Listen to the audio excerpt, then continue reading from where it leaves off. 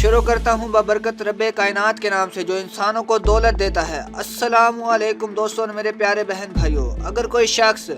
دنیا میں امیر بننا چاہتا ہے اور وہ چاہتا ہے کہ میں دنیا میں امیر ترین آدمی بن جاؤں، اس نقش سے اتنا امیر ہو جائے گا اس نے کبھی سوچا بھی نہیں ہوگا۔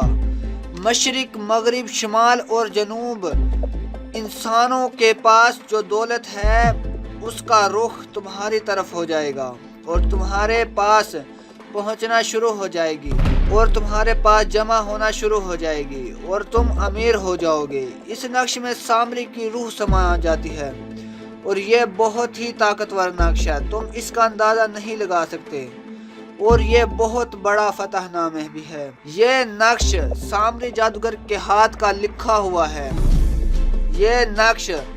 سکندر اعظم کے پاس تھا، اس لیے وہ دنیا کو فتح کرتا چلا گیا، اور یہ نقش چنگیز خان کے پاس بھی تھا، اس لیے وہ بھی دنیا کو فتح کرتا چلا گیا اور انسانوں کی کھوپڑیاں اڑاتا چلا گیا، اور یہ نقش وصیت کے مطابق ہلاکو خان کو بھی دے دیا گیا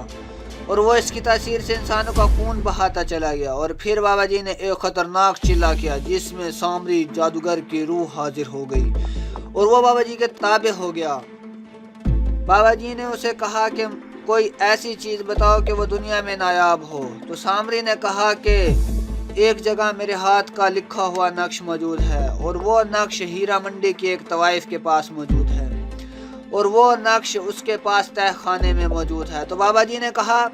کہ وہ یہ نقش مجھے کیوں دے گی؟ تو سامری نے کہا میری طاقت سے دے گی، اسے پتہ بھی نہیں چلے گا۔ تو سامری نے کہا کہ ہیرا منڈی کی گلیوں میں جاؤ، وہاں ملنگ گڑھا بجا رہا ہوگا اور گا رہا ہوگا، آپ اس کے پاس بیٹھ جانا اور پھر میں اپنی طاقت سے طوائف کو چبارے پر لے آؤں گا، اور وہ جب نیچے دیکھے گی تو وہ آپ کی دیوانی ہو جائے گی اور وہ اپنے ملازم کو بھیجے گی اور تمہیں بلائے گی اور تم بے خوف چلے جانا، تمہیں 7 راتیں اور 7 دن وہ اپنے پاس ٹھہرائے گی۔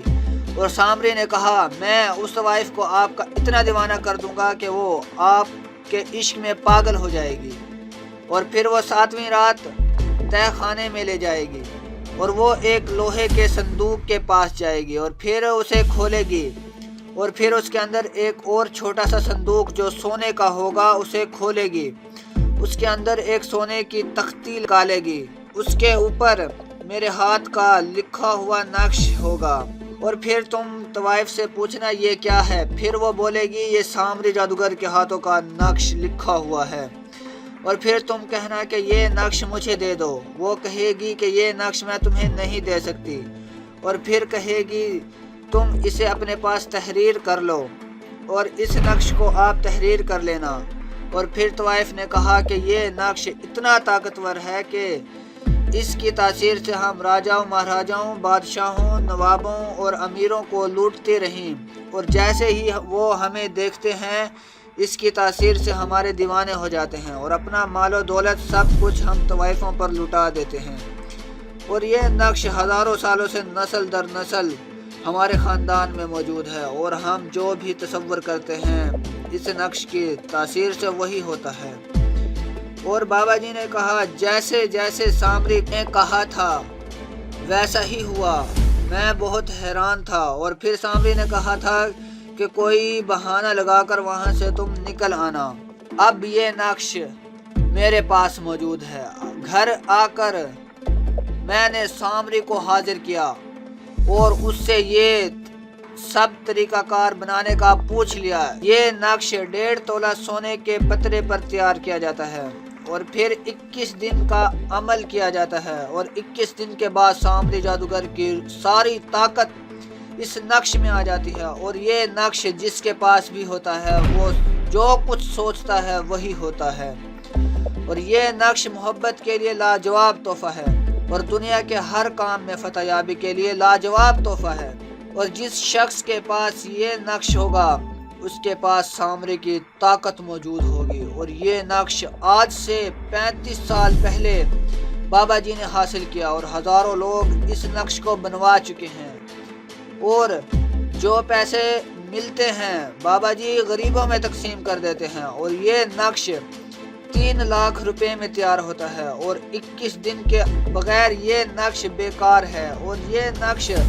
ظاہر کرنے کا تو نہیں تھا لیکن انسانوں کے فائدے کے لیے ظاہر کر دیا ہے، ورنہ ایسے خزانے کو کون ظاہر کرتا ہے؟ ہزاروں لوگ ایسے قیمتی اور نایاب چیزوں کو سینے میں لے کر مر جاتے ہیں اور نایاب اور قیمتی علم ختم ہو جاتا ہے۔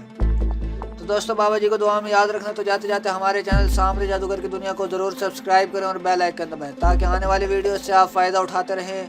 Thanks for watching.